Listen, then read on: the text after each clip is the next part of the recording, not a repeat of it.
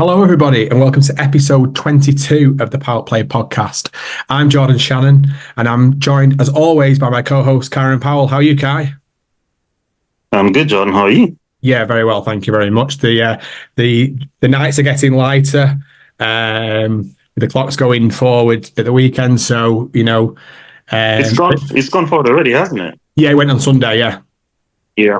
Well, Through the night Sunday, so it's. I'm actually coming back in seeing a bit more light in the evenings, which is quite nice. So, when do you head back to play cricket? on the weekend, over the weekend, everyone's got to be in Trinidad on Sunday. So, Right. Okay. So, what route do you do? How do you go home? How do you get back from London? honestly, I haven't planned it yet. I'm not really going to think about that at the minute. I just enjoy being home, but probably get a straight flight. Make it as easy as possible. No, fair enough. Obviously, it's on tonight's episode, I want to sort of go over an interesting article that we both read as well on ESPN Quick Info, which was in terms of the idea of bringing back the sort of Champions League sort of T20 tournament. What did you make of that article? No, I never understood why they cancelled the Champions League T20 concept. Right. Obviously, from the advent of T20 in 2004, and then sort of when Alan Stanford sort of took it off, and you could see that it was a thing, and then Lalit Modi created the IPL. Yeah, everyone knew that T20 was here to stay, and so I thought that the Champions League was an amazing addition to the global cricketing landscape, because then you have literally a footballing concept, not only of cricketing T20 franchises, but like the best franchises around the world playing against each other. It's the next, I guess, best thing you have apart from cricketing World Cups in terms of the standard. I guess what's going to be interesting now is because of how T20 leagues have grown and expanded to have various franchises with teams across various countries. If, for example, a Calcutta Knight Riders, Trinidad Tobago Knight Riders, a Los Angeles Knight Riders, and an Abu Dhabi Knight Riders all qualify, what players are going to be made available to which teams? But outside of that, very exciting news. Look, I think it's one of the best things I've heard. If cricket is, and cricket has gone this way, so I think definitely a Champions League is essential. What's going to be interesting is finding a window for it. Yeah, that's what the article sort of touched on as well, is in terms of how to find the gap in which the already busy schedule to fit it in. As soon as I read it, as I picked up on exactly what you mentioned there in terms of how did they go about fitting in, how's it going to work with these franchises that have certain players playing across all of the tournaments. But I think they need to figure out a way of, or ideally they need to figure out a way of making it work, because like you said, this is going to be something that puts it in the same bracket as Champions League football, and in the way that it is the best of the best. And not only are you going to get the best of the best, you will also give certain players who may play in the PSL, which is not as high profile as the IPL or as high profile as the Big Bash. It's going to give them that platform with all the eyes of the press, and everyone will be watching this sort of tournament, because that's what happens. When the likes of some teams in Belgium play against the Real Madrids or the Barcelonas of the world, there's always an opportunity for a certain player to then make that big money move, because that's how obviously it works in football going forward. And I think that would be fantastic to see some of these teams, from Pakistan, and even if it was to be some like Zimbabwe, for instance, to go and challenge, if it's going to be the Sydney Sixers in Sydney, what an occasion that would be.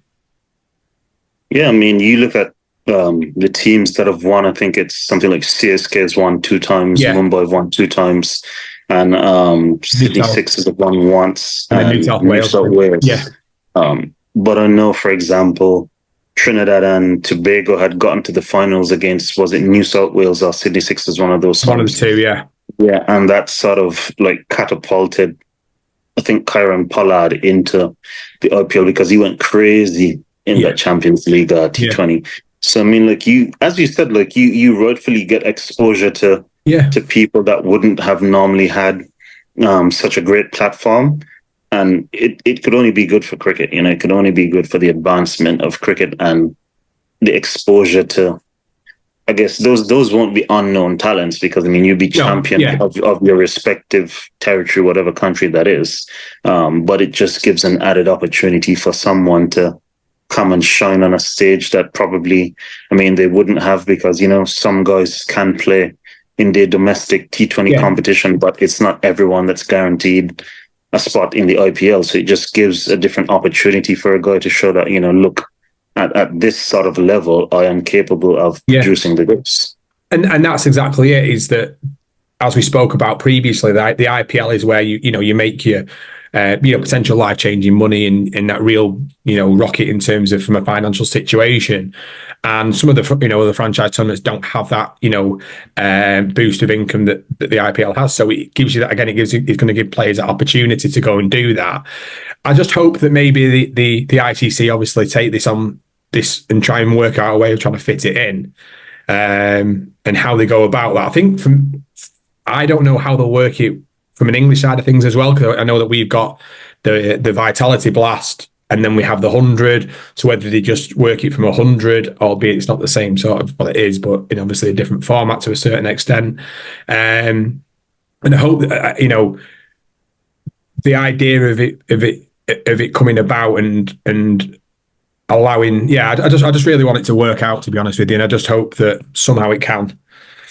No, I mean, once money is involved, Jordan, in anything, especially that level of money, it will work out. That's not going to be a question about it. So I think it's just a matter of, as you said, timing and finding the right windows to make it happen. But I mean, again, these are minor issues when you look at the grand scheme of things, because this will probably be like a 2-week tournament, because it's not an IPL where you've got 10 teams and everyone's playing everyone home and away. It's probably going to be maybe the same amount of teams, but it's literally going to be groups of maybe 2 groups of 5. Everyone plays everyone once, and then sort of straight knockout top 2 teams go through quarterfinals, make it short, sharp, interesting. So I mean, it'd be an amazing addition. And I guess it's just a matter of, okay, how many teams from which countries, what's the cutoff date for qualification? So is it, for example, Australia that has their competition over, I guess, 2023 to 2024?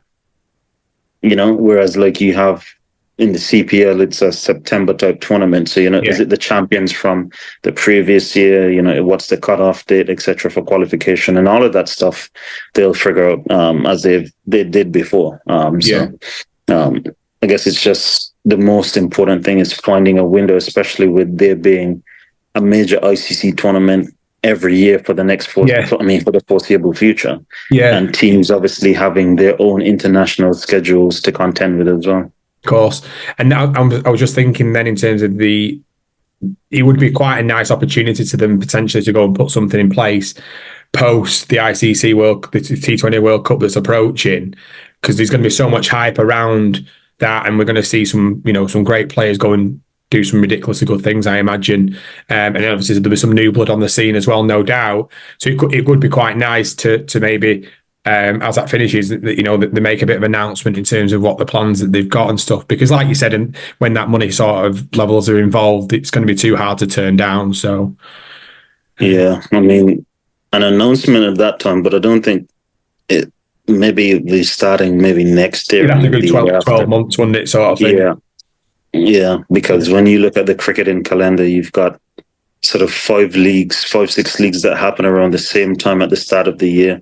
And then sort of the summer to September, you've got like the next 4 leagues happening in that period where you've got like the 100, you've got Vitality Blast, you've got CPL, you've got Major League, and you've got Sri Lankan Premier League as well.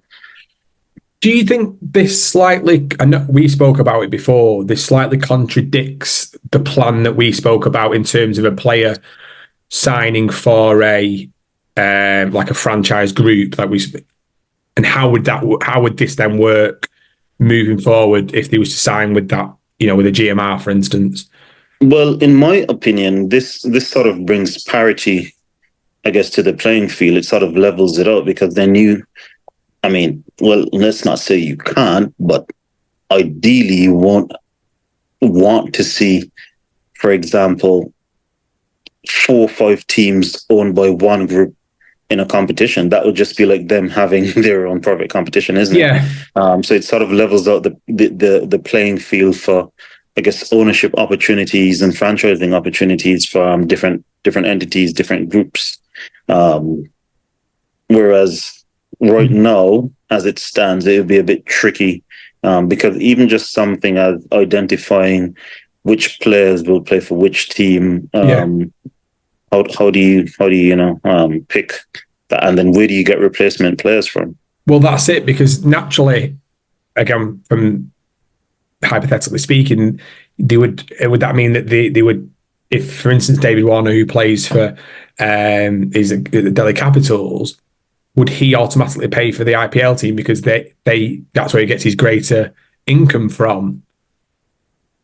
Well, I don't know, because then you have to think of it, because if that's the case, then he also played for the Capitals in ILT20. ILT20, yeah.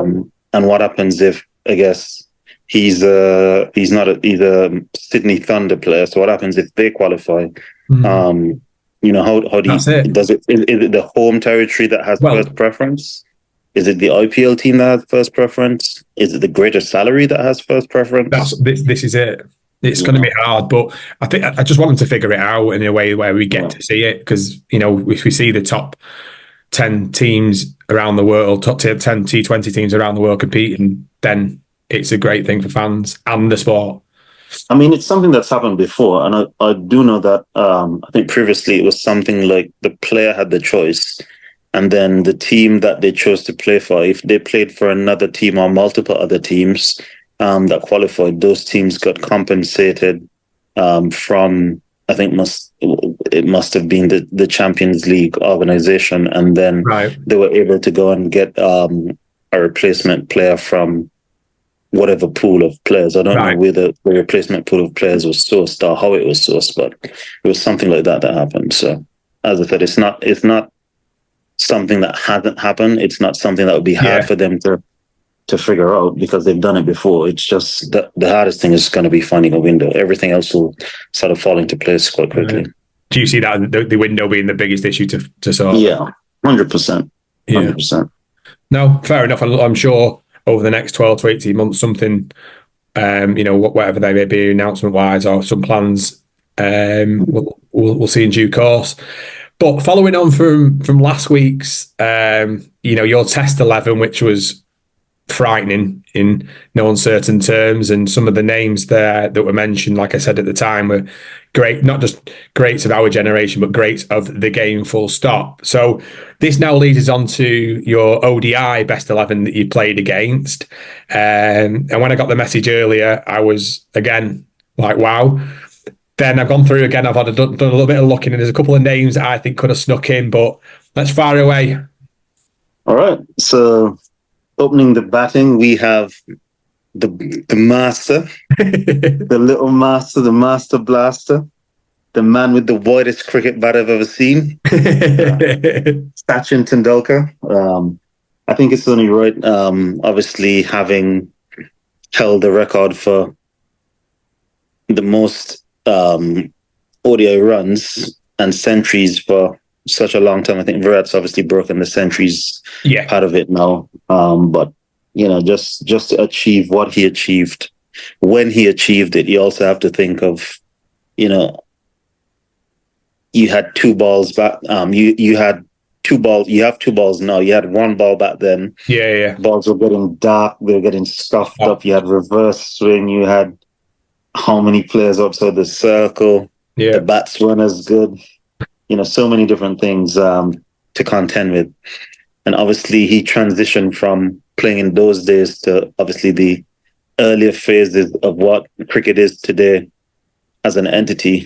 So I think it's an amazing career, I mean, that goes without saying, Well, on an ODI side, to score the amount of runs that he did, transitioning from being a middle order batter to an opener early on in his career as well. So that's my lead-off player, and I'm pretty sure I can depend on him for consistency. Well, yeah, definitely. When I was looking through it, I didn't realize, I did at the time and I look back, but I'm sure he's got a 200 against South Africa about 8 games or 10 games before he retired. Yep. You know, not just, you think about natural, career paths and stuff, not career paths, but like trajectory of a career. Towards the end of his career, he scored a 200 in Centurion. Yeah. Like, that's just ridiculous. Yeah. I think he could still be playing if he really wanted to. Look, I mean, he started at 16. I mean, at 16, I was getting ready for my exams in school. Yeah, exactly. No. So there's no thought of international cricket in my mind, but special individual. 100%. And at number 2, we've got another very special talent, also from Mumbai. Was first spotted by the man that he's going to be opening the batting with in Sachin Tendulkar. We caught this guy's attention, Mr. Rohit Sharma, my absolute favorite cricketer to watch bat. I think that he's elegance personified. I think he hits some of the biggest sixes I've ever seen effortlessly. And I don't think people understand or appreciate how far he actually hits the ball. But not only just hitting the ball, his talent, his ability, I think that no matter what he achieves, people are going to think that he's underachieved because of the amount of talent he has as a player. Yeah. And that in itself was so much, I guess, pressure on him in the early stages of his career. And MS Dhoni sort of, again, similar to what happened with Sachin Tendulkar, gave Rohit Sharma an opportunity to go and open the batting in the Champions Trophy in 2013 here in England, and transformed him into an absolute monster. And the world has not just India, the entire world has reaped the benefits of seeing what he's gone. I mean, he's got 3 triple centuries. We're talking about Sachin Tendulkar. He's got 3 triple centuries in 50 over cricket, which is mind-boggling. I mean, I even remember watching one where after 25 overs he had 50 and he made 264. So that in itself was just like, to have someone that can do that is just amazing. So that's my opening pair.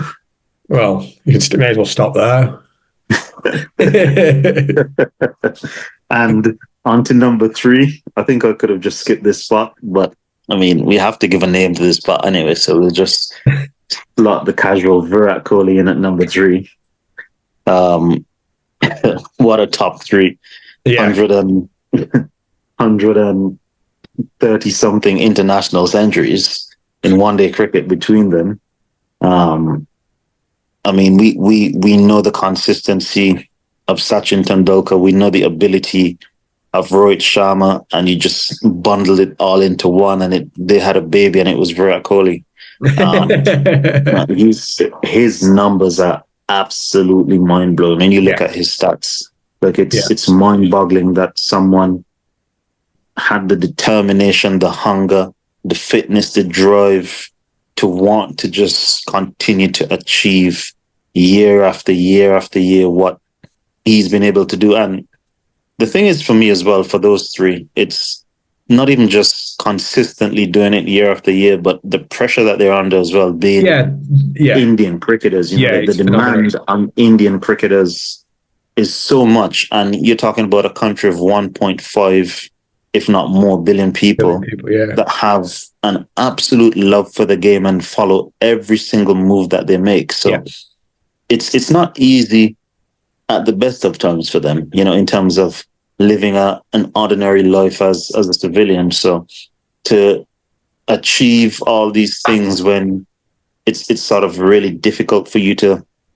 have some time away from cricket and have personal space in your day-to-day life, it's commendable. And I think that top 3 will be able to provide me with, at the very least, a good platform pretty much most conditions around the world. Anyway, I was going to say that as well. Anywhere around the world, it wouldn't be an issue for any of them.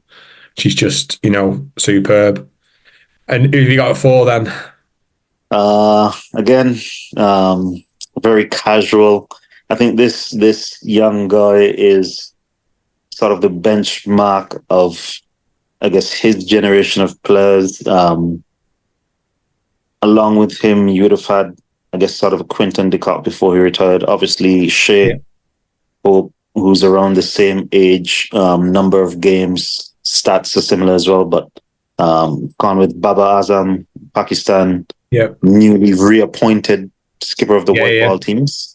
I think, obviously, barring age, when you look at his numbers, like for like compared to Virat's at this point in time of their careers, it's as close as a parallel as they would be. He's got something like 19 ODI centuries in like 110 games, average of 56. So absolutely phenomenal. In ODI cricket, he gets the job done. Yeah, it's not a matter of asking whether, if, where, how, when. He simply goes out and he gets the job done. I think, lots of people like to compare him and Virat, the way they play, etc. Obviously, both love to cover drive the ball.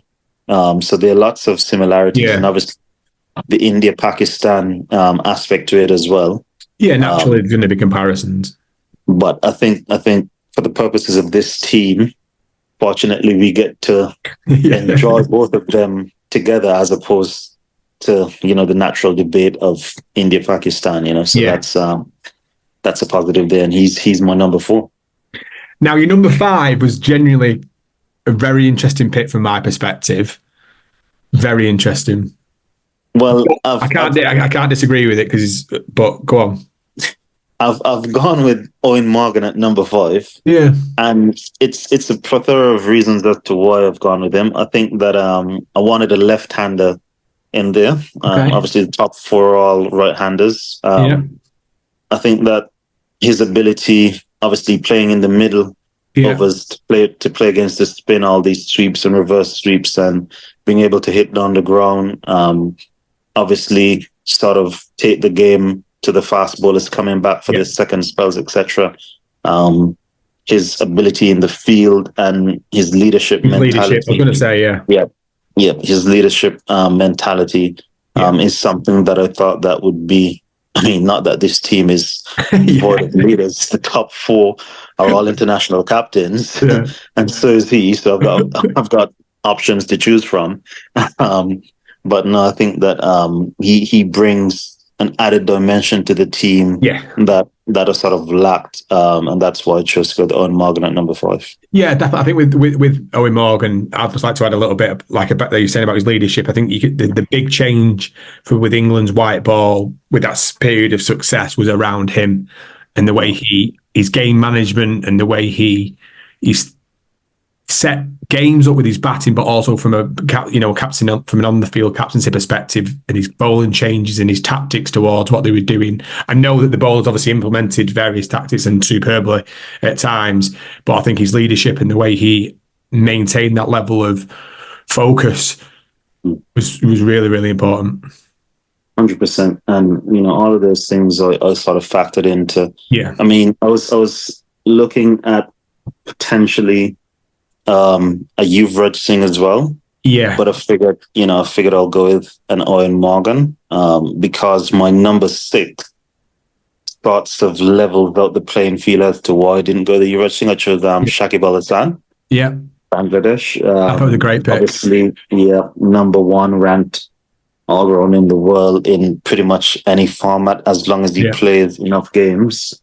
I think he sort of pipped that Yuvraj selection and allowed me to go with Owen Morgan because I think Shakib is sort of a like for like with Yuvraj Singh in terms of the batting, and obviously in terms of the bowling, he offers a lot more. He can basically consider him a frontline batter and a frontline bowler.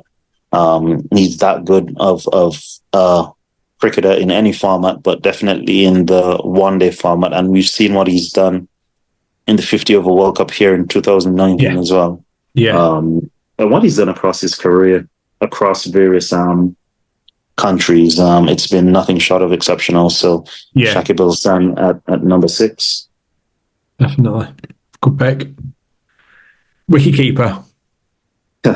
Easiest choice I had of the entire team selection, I must be fair. And we are talking about a team with Sachin Tendulkar and Virat Kohli. Yeah. Wicketkeeper, MS Dhoni, and captain of my 11. Yeah. 100%.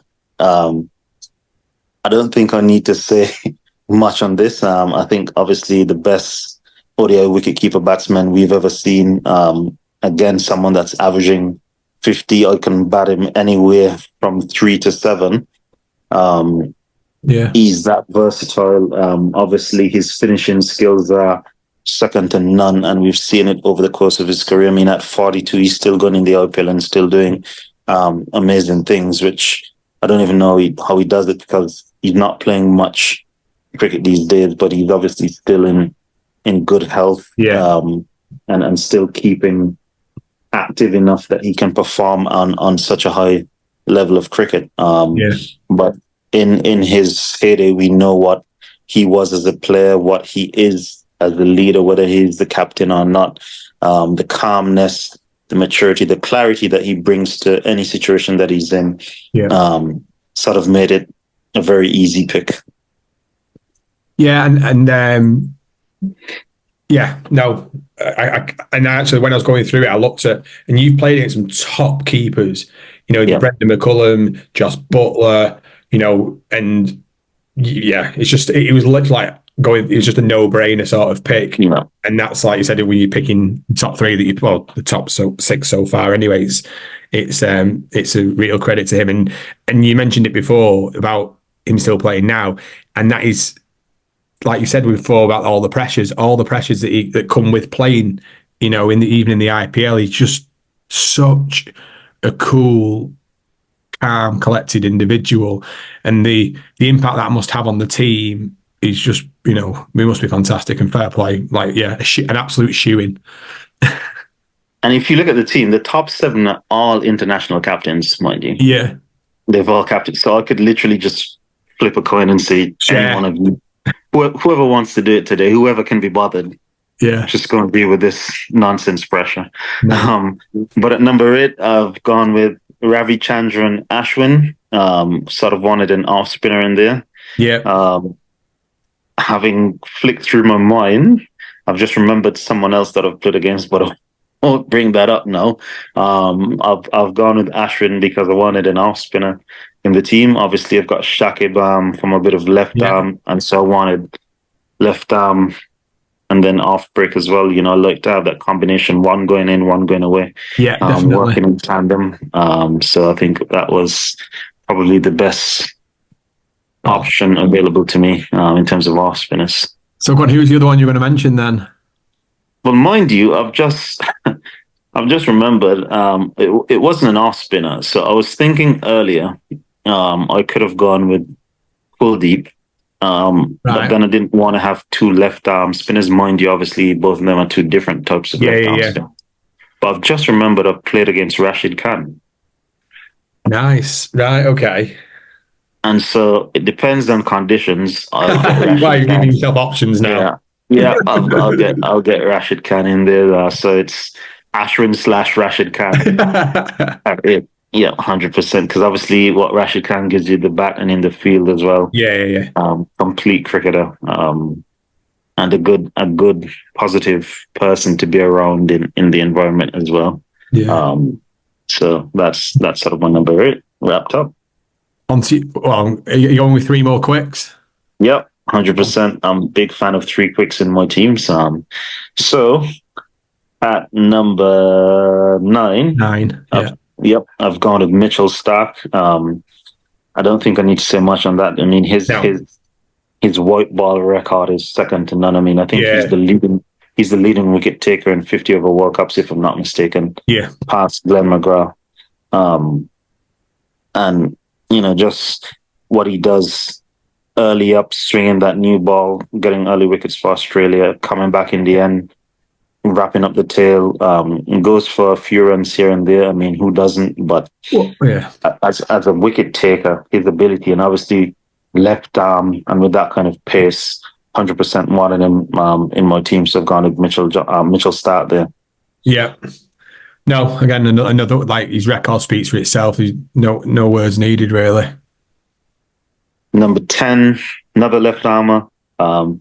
Just hop across the Trans-Tasman, picking up Trent Bolt's sharp flight. Got to get on board this plane. I mean, obviously, everyone has to make their own decisions, and it's unfortunate that he sort of retired. Well, he hasn't retired, but he's not necessarily playing, I guess, as much cricket for New Zealand anymore as he used to. Obviously, he played in that World Cup just gone, and he probably will be playing in this T20 World Cup coming up as well, which is, I mean, great to see, because the skills that he possesses and the quality that he brings to any team that he's a part of, it's obviously, I mean, for me, I like playing against the best, and Trent Bolt definitely tests you his entire spell, whether it be sort of in and out, or with a good short ball, keeping you honest. And just finding something out of the conditions, whether it's suitable to